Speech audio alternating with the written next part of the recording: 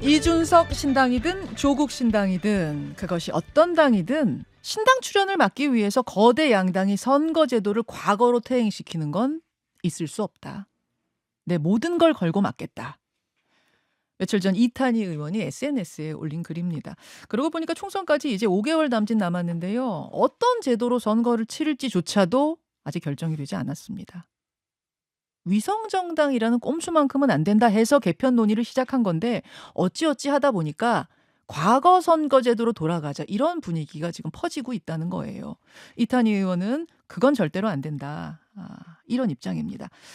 초선 의원이 모든 걸 걸고 막겠다라고 할 정도로 이 문제에 올인한 이유는 뭔지 직접 좀 들어봐야겠습니다. 국회 정치개혁특위에 참여하고 있는 민주당 이탄희 의원 만나보죠. 어서 오십시오. 네, 반갑습니다. 이탄희입니다.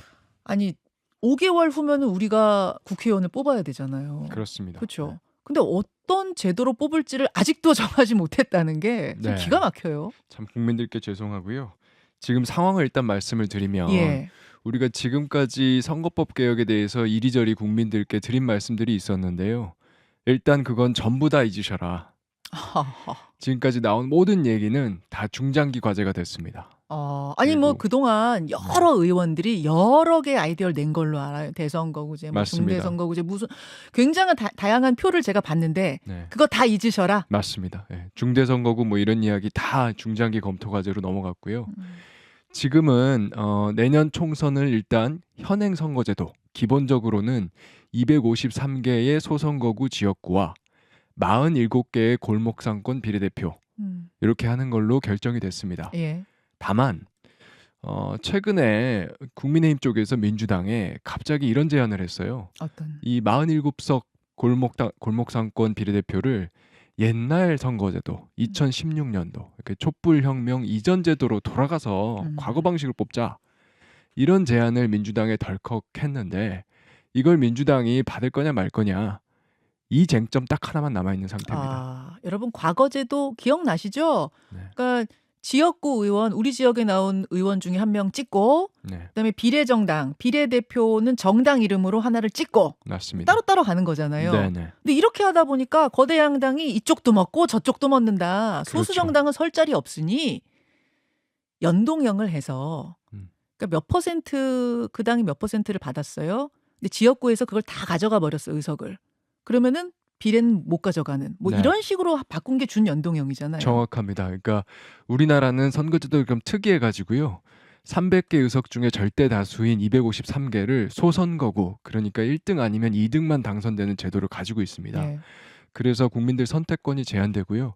2020년에도 사표가 1200만 표 발생했습니다. 와.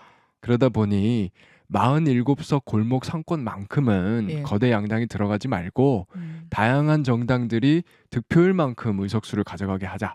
이게 지금 현행 제도거든요. 그래서 좀 다양성을 확보하자였는데 맞습니다. 그런데 지난 총선 때 뚜껑을 열어보니 위성 정당이란 것들을 다 만들어가지고 그 골목 상권마저 가져가 버렸잖아요. 나중에 합당해버리고. 맞습니다. 그래서 그거 안 된다는 것까지는 공감을 해서 이번에 정치개혁특위에서 바꾸자 한 거 아니에요? 맞습니다. 그리고 저희 민주당은 특히나 현행 연동형 대표제 지키고 위성정당 방지법도 만들고 예. 위성정당도 만들지 않겠다. 그렇게 약속을 해놓은 상태입니다. 했었죠. 네네. 그리고 이제 위성정당 안 된다, 꼼수 안 된다까지는 공감을 했는데 네. 근데 어떻게 하다가 다시 이렇게 왔어요? 그러니까 이제 사실 지금 뭐 양당이 어떻게 하고 있다 이런 상황까지는 아직 아니고요. 이제 국민의힘에서 그런 제안을 한 거죠. 그러니까 쉽게 말하면 47석 골목 상권 우리도 그냥 뚫고 들어가자 거대 양당이 뚫고 들어가서 국민의힘도 좀 의석을 가지고 오고 싶으니 민주당도 좀 가져가고 서로 눈 감자 이런 유혹을 하고 있는 셈인데요.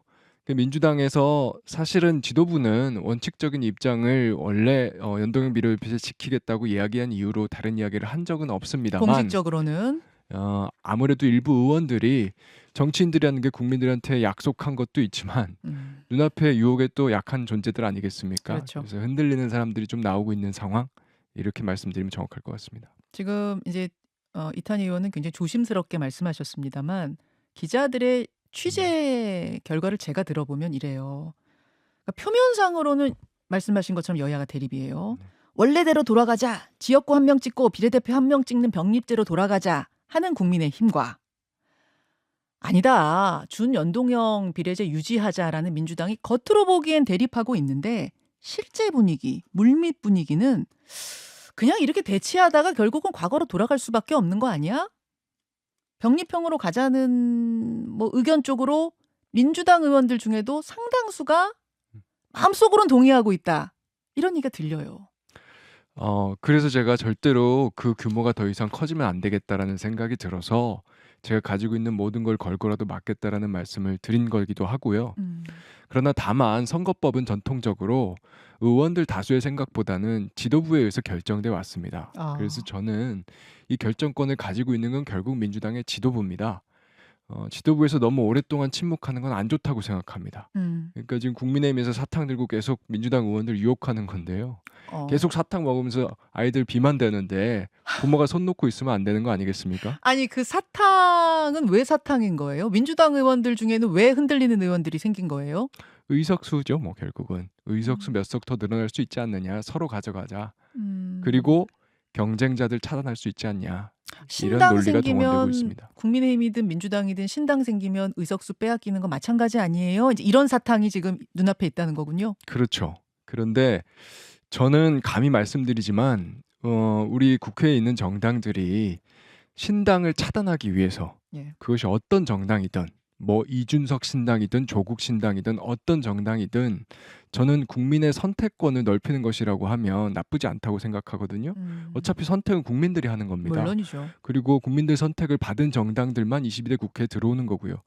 그런데 그 경쟁자들을 차단하기 위해서 만약에 지금 병립형 선거제도, 양당 카르텔법이라는 이름이 붙어있는 이 제도를 도입한다. 예. 저는 그거는 국민들로부터 위임받은 입법권을 사유화하는 거라고 생각합니다. 어, 절대로 있어서는 안 되는 일입니다. 아하.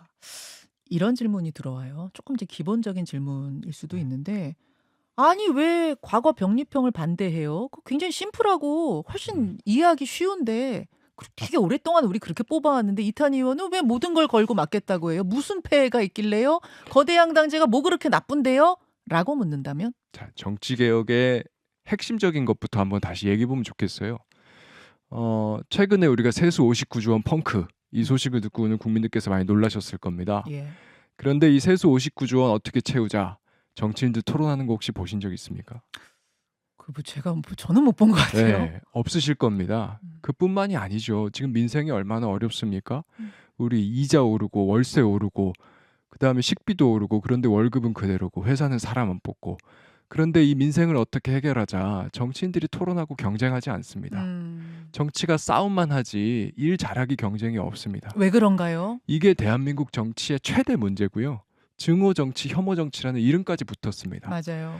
이게 계속되는 이유는 반사이익 구조 때문입니다. 반사이. 예, 대한민국에만 존재하는 특이한 구조인데요. 어, 남을 깎아내리는데 성공만 하면 예. 자연스럽게 내가 선거 이기는 구조. 이게 바로 반사이익 구조입니다. 저 당 아니면 내 당. 저 사람 그렇습니다. 아니면 나니까. 그렇죠. 이 반사이익 구조는 썩은 그릇이에요. 음. 계속 물갈이에서 샘을 넣어봐야 사람들이 계속 썩습니다. 아, 예. 그래서 이 반사이익 구조 썩은 그릇 예. 깨자라고 하는 게 정치개혁의 핵심이고요. 예. 이 반사이익 구조를 깨는 것은요. 국민들의 선택지를 넓히는 것에서 시작합니다. 왜냐하면 음. 방금 사회자께서 말씀하신 것처럼 반사이익 구조는 선택지를 다 죽여 없애서 네. 둘 중에 하나 예. 강요된 밸런스 게임 만들어 놓는 거에서 유지되는 거거든요. 덜 싫은 쪽을 뽑게 되는 형태. 억지로 뽑게 하는 거죠. 예. 무인도에 가둬 놓고 두 사람 중에 하나 골라라. 이렇게 만드는 거거든요. 예. 그게 기득권 논리죠. 음. 선택권을 넓혀서 47석 골목 상권이라도 거대 양당 안 들어가고 다양한 정당이 들어오게 해서 네. 22대 국회에서는 그 다양한 정당들과 사안별로 연합해서 정치하자. 이런 연합 정치가 정치개혁의 비전입니다. 근데 그렇게 나아가기 위해서는 연동형 비례대표제를 지키고 47석의 골목 상권을 지켜야 되는 것이죠. 예, 예를 들어서 A라는 거대 정당이 30%를 받았어요. 당 득표율 30%. 그러면은 전체 의석수의 30%면은 뭐 어떻게 되는 거야? 뭐 몇 석이라고? 네. 60석이라고 쳐봐요. 네. 60석을 지역구로 다 차지하고 나면 그 당한테는 비례를 안 주는 거죠. 그렇습니다. 그러면은 이제 소수 정당 중에 비례를 가져갈 수 있는 확률이 높아지는 이게 맞습니다. 바로 준연동형 비례제. 그렇습니다. 그래서 진보도 경쟁하고 보수도 경쟁하는 구도를 만들고요. 음, 그러면 각 정당들이 각자 우리는 이거 하겠다 예. 이야기하겠죠. 예. 근데 혼자만의 힘으로는 못 하겠죠. 음. 그러면 같은 주장을 하는 정당들끼리 사안별로 연합할 수 있는 겁니다. 아, 그때. 예를 들면 제가 검찰 개혁 예를 들어볼게요. 예. 최근에는 보수 유권자들도 여론조사를 하면 10명 중에 두세 명은 검찰 개혁이 필요하다. 너무 지금 권한이 많다.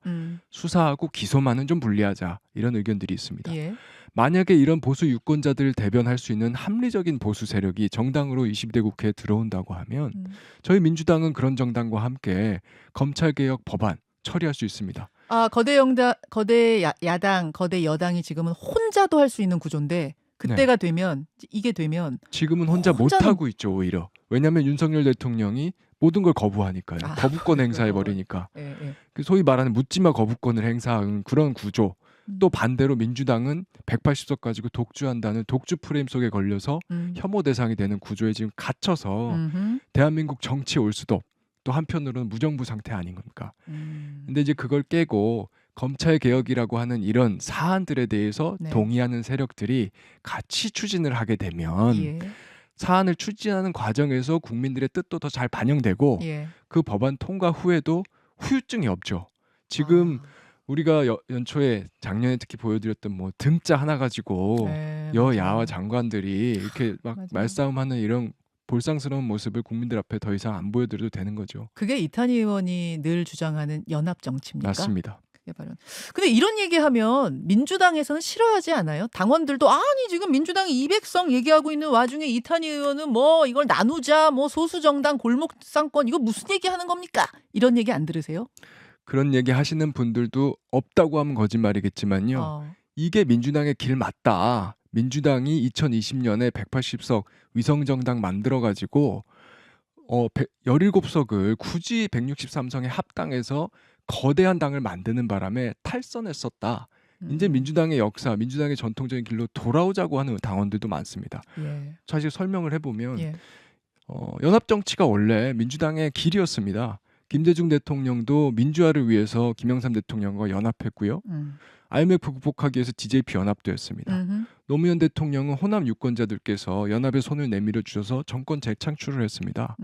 민주당은 항상 연합을 통해서 기득권에 도전하는 정당이었거든요. 근데 우리가 그 정체성을 놓치는 바람에 2020년부터 지금까지 한 4년 지났는데 사실 민주당의 호감도가 올라갔습니까?